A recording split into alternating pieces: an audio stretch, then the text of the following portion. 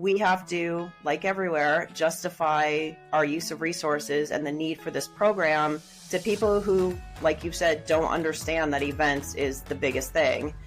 And so you're sitting in a room of people who are like, well, you know, not everybody wants to be a wedding planner. And I'm like, how many professional conferences did you go to this year? And they're all like, oh, we go to one every semester and we spend our whole summer traveling to them. And I'm like, who do you think plans them? We need these people. Great events create great brands. But pulling off an event that engages, excites, and connects audiences, well, that takes a village. And we're that village. My name is Alyssa. I'm Rachel. And I'm Felicia. And you're listening to Great Events, the podcast for all event enthusiasts, creators, and innovators in the world of events and marketing. Hello, everyone. What has been going on in this wide, wide world of events? I'll be this week's host. My name is Alyssa, and I am super excited to have you join us for this week's very special episode of Great Events, a podcast by Cvent. I am joined by my co-host, Rachel Andrews, and we've got a really special show with some personal undertones to it. We'll get into that in just a second, but with two very fantastic guests that I am excited to introduce to you all right now. So first up, we have Carrie Davenport, who is a multifaceted professional in the events industry, known for her expertise as an event planner. She's also a speaker, a leadership mentor, and a writer as well. Currently, she is a lead event manager for the industry engagement team at Altria. Second, we are joined by Candace Fitch, a renowned professor at Virginia Tech, who has worked for several years on a variety of hospitality industry positions in food and beverage. She's also had experience in sales and event planning throughout her career as well. She graduated from New England Law in 2004 and began her career as an attorney, shockingly enough, focusing on hospitality clients and engaging hospitality employees and students about risk and legal issues. Candace, wow, that sounds super exciting. I don't know about exciting, but I always say I'm the hospitality mutt in the department. Yeah, well, there's an event for every field, right? So these interests have spanned into academia as well, now working through event management and also bringing some of that legal and risk expertise into the hospitality wherewithal. So with that, I just did want to nod, since both Rachel and myself are grads from the Virginia Tech, not program here that we're going to talk about today, but from Virginia Tech University. It's a really special episode for us. I just want to give Carrie one more nod. She is on the board for Virginia Tech Hospitality Tourism Program. So we thought it would be really interesting to bring together the mix of this and higher ed here. So I'm really excited for you both to join. So welcome to our podcast. Thank you for having us. Thank you. All right, Candace, I'm going to start with you. Admittedly, I graduated from the graphic design program at Virginia Tech. I don't even know what it's called anymore, visual communications and design. I was not in the hospitality, tourism, and management track, and nor was Rachel. Is that right, Rach? I was a communications marketing major, but I planned a ton of events at Tech. So from my understanding, there's been a lot of movement since both Rachel and I graduated many moons ago. We won't talk about the years on that, but we'd love to level set for our listeners on kind of where the HTM program is at Virginia Tech and how it's evolved kind of over your tenure at the institution. So I've been here 8 years. I was brought in 8 years ago to work in the event management class. It was one class at that time of 25 students, and they wanted to develop and grow at least the class, and there was thoughts of it growing into a minor, and that happened fairly quickly. I started with that one class of 25, and the next year it was 2 sections of the class, and it kept growing, and then we started applying for it to be a minor. Virginia Tech changed their general education program to what they call a pathways program. The idea was to try and get students to take courses all across campus and be more well-rounded students. And so we became a pathways class, and then the minor is a pathways minor. So we get students from all across campus. I just finished up a class, the capstone class that they use to finish their minor. And most all of the students in there were from the communications school. So we get a lot from your program, and we love that. So it's really helped us expand the program across campus also with people knowing. I had a meeting with a group of students last night, and one of them said, you need to market this better because I loved this minor and no one knows about it. And everybody I talk to about it is like, oh my gosh, that sounds so cool. How do I sign up for that? It starts at the workforce too. Like, I think what you're doing is very, very great, and marketing it would be huge. Because when I was there and when Alyssa was there, same with Carrie, I think I just looked at the HTM major and I thought, I don't really want to work in hotels. And I don't think students, and maybe you're doing a better job with this, but I don't think students know how big the events world is. They think weddings, they think social parties, but they don't think the business element of it. And like, quite frankly, and I loved my time at Virginia Tech. I thought what I did with my major, I took, a hodgepodge of PR, marketing, and psychology, and then coupled with the extracurricular things that I did and made that into a events career. But I wish I would have learned more about contracts, and wish I would have learned more about budgeting and like things that really fit into the event professional world. But well, hopefully that's exactly what I'm doing here, because that's exactly what I do. And all across campus, this minor is now the second biggest minor on campus. So we're getting there. That's awesome for workforce, especially with like so many Gen Z and folks coming in. I think the stat is by 2030 is like 30 or 40% is going to be Gen Z millennials in our workforce. So it's so important what you're doing. Carrie, I'd love to hear a little bit more about the collaboration and the curriculum development. I know you sit uniquely on the board, and so you have this industry profession experience that's kind of influencing the direction of the curriculum development. So can you tell us a little bit more about that dynamic and how that comes to life? Sure. And hi, everybody. I definitely was a tech grad. I'm a Hokie through and through. I did not take any classes in the HTM program, which I fully regret now. But again, I didn't know much about it. I was a psych major. I was lucky enough to get tapped a few years ago to by another alum and board member to join the board.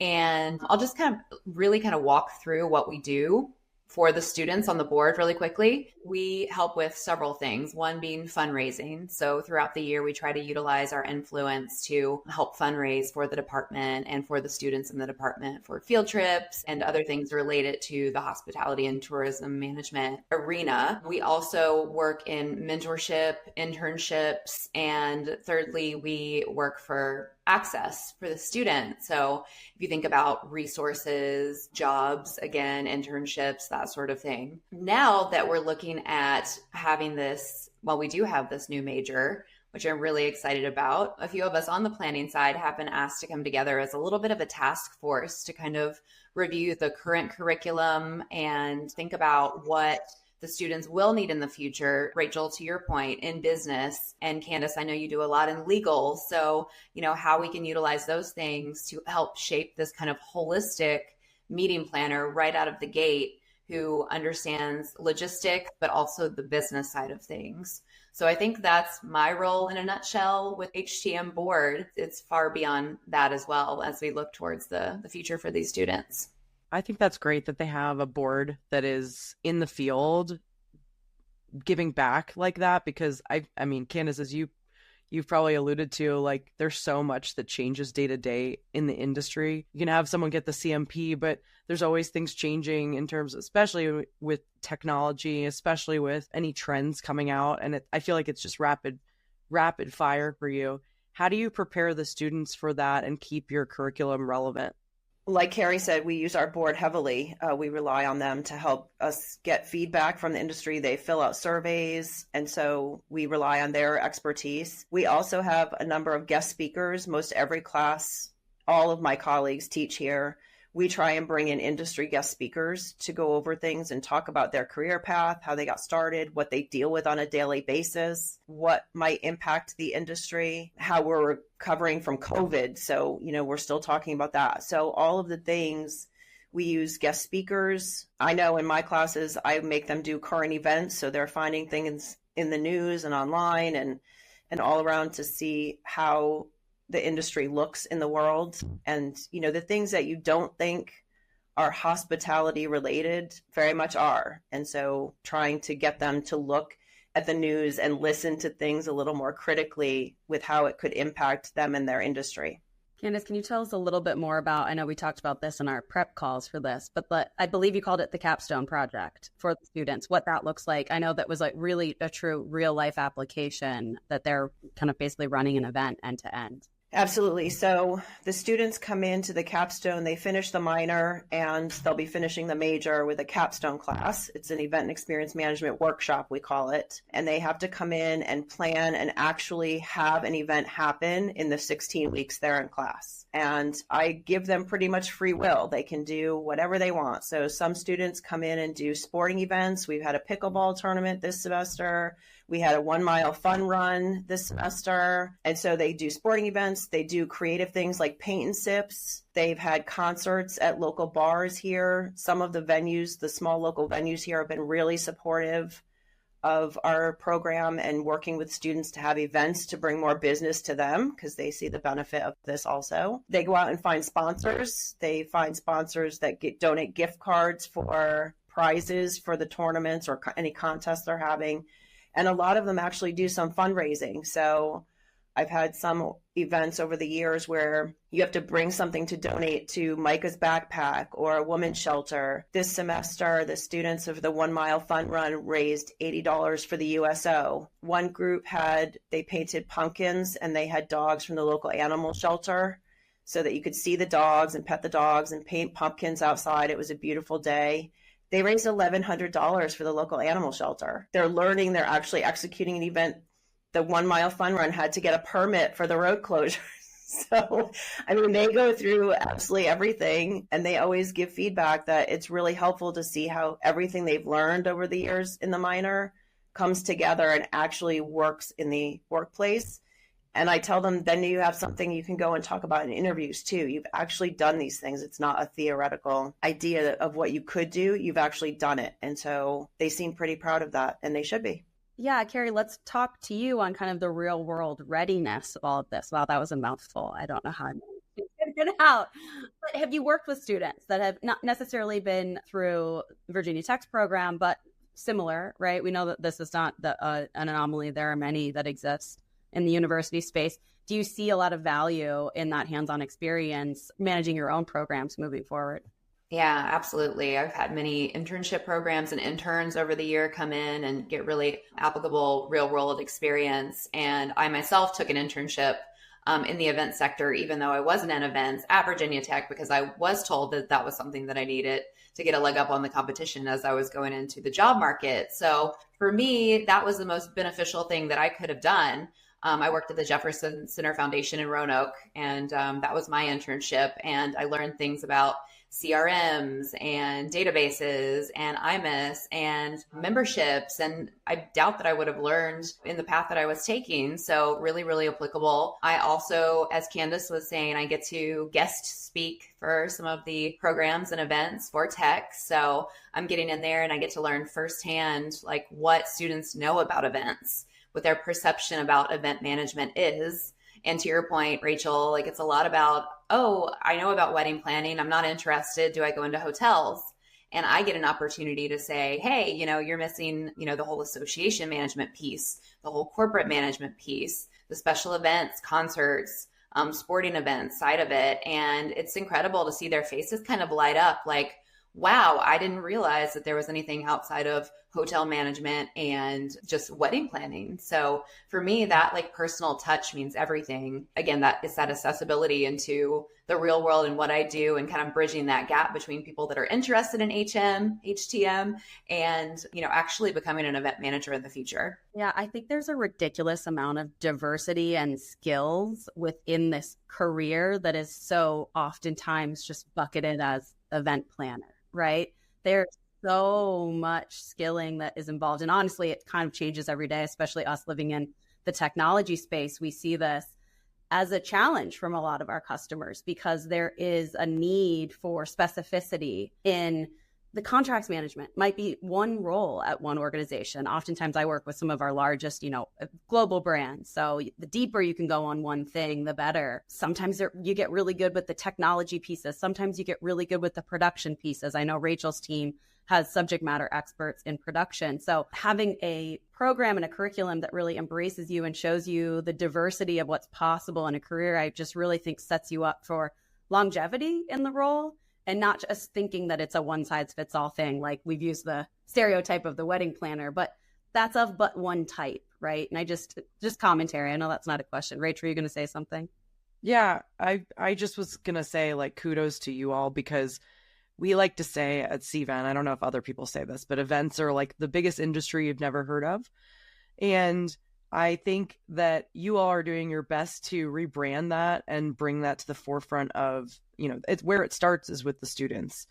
And if they don't know that that world is out there, they don't understand that landscape, then how are they ever supposed to come into this field? So kudos to you for that, first of all. And I was just going to piggyback on what Alyssa said with the different roles. Like, we have event technologists on our team. We have strategic audience generation event marketers. My friends that are in the industry, I have someone that all they do is market sporting events, and they're account managers for sporting venues or they're at a higher level doing VIP events for CEOs, and so there's just so many different avenues I think you can go down.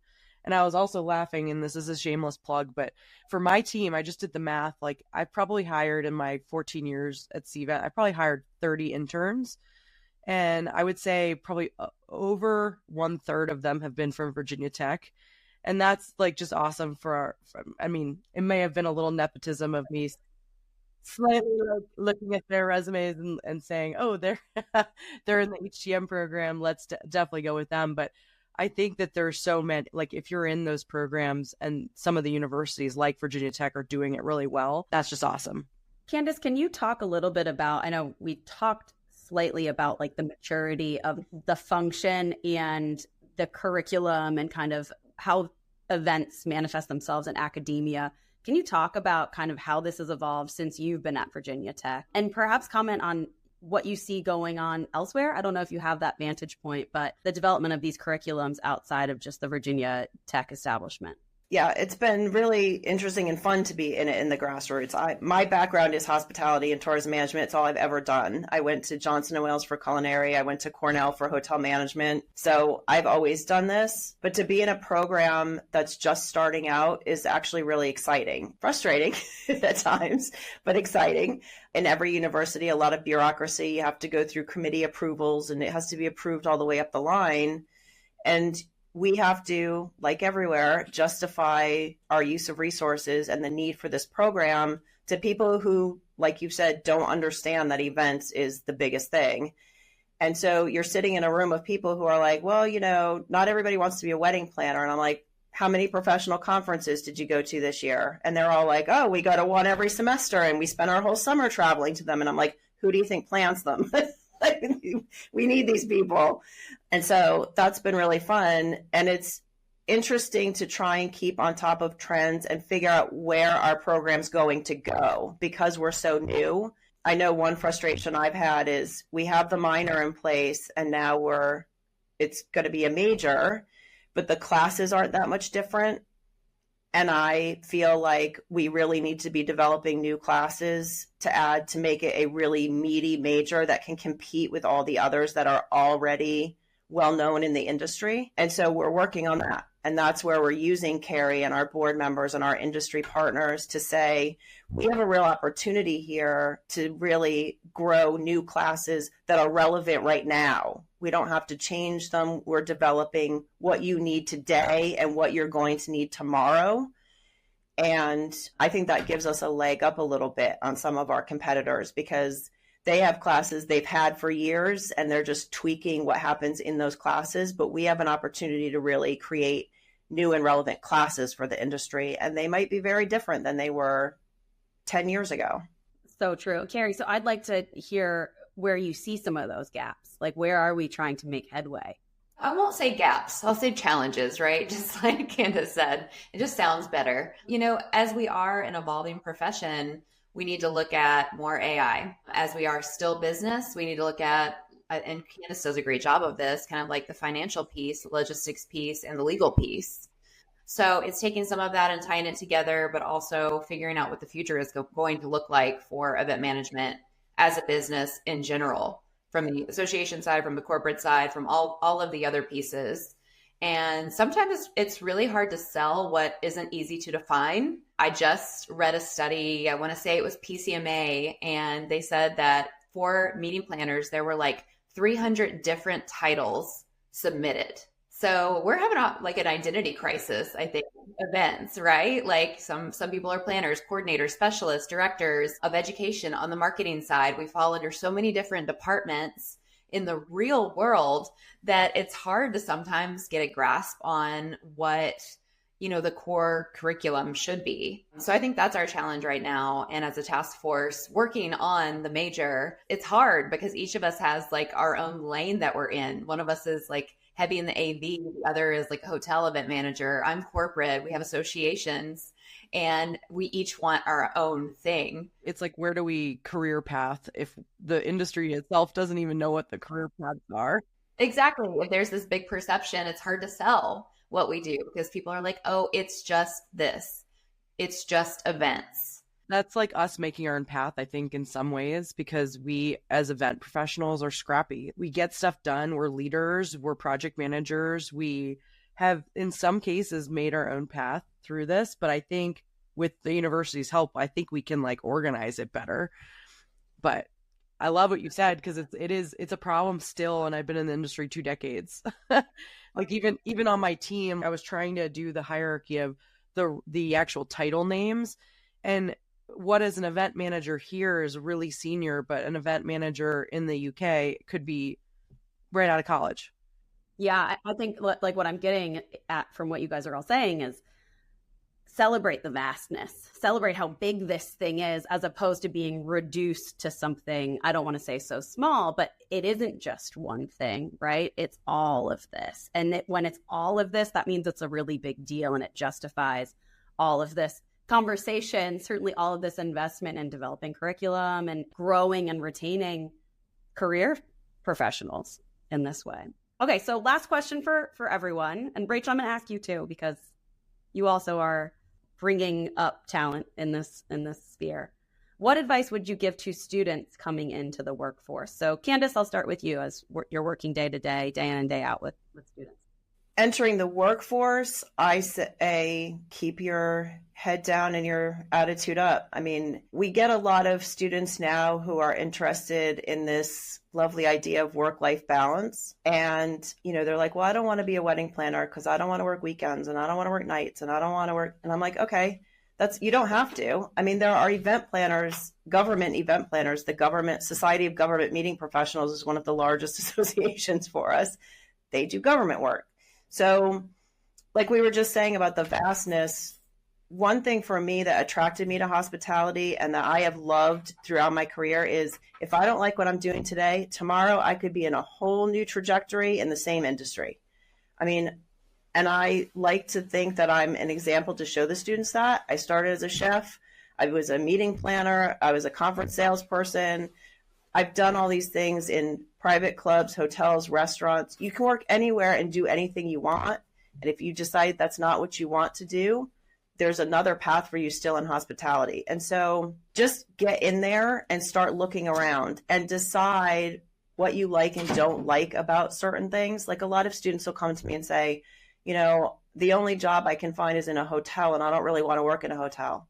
And I'm like, okay, get in there and do your very best and figure out what you don't like about it. Because sometimes knowing what you don't like is more important than knowing what you do, because it will correct your path. And so you think you're going in and you find there are things you don't like, because everybody in every single job has parts of it they don't like, and figure out what that is and how important that is to you, and then course correct. But there's still room for you in hospitality. As we've mentioned, IT, finance, risk management, HR, whatever you want to do, we have space for you in hospitality and we can teach you how to get there. I'll say, stay curious, ask questions. I was terrified to ask questions when I first started in this industry. And, you're going to learn a lot in school, but you still need to ask questions, find your peers, find your champions. So find people who are willing to be your mentor and work for you and open doors and provide you with resources. I think that was the biggest help to my career, was finding the right champions and mentors to help guide my path and introduce me to things that I didn't even know existed, like PCMA and MPI and all of the other groups that exist out there. And for the students, get involved right now. There are so many student programs under, EIC, PCMA, MPI. I'm sure we'll drop all these acronyms in the show notes. Make sure that you get involved at this level, and your network is going to be really, really beneficial for helping you move where you move in the future and throughout your career. So that's it for me. Carrie's so right on that. And a mentor or coach doesn't have to be a formal. We had some event planners speaking on a panel, and one of them said, I asked somebody to be my mentor, and they were like, well, I don't know how to be a mentor. I don't know how to do that. I don't know what that means. That sounds so formal.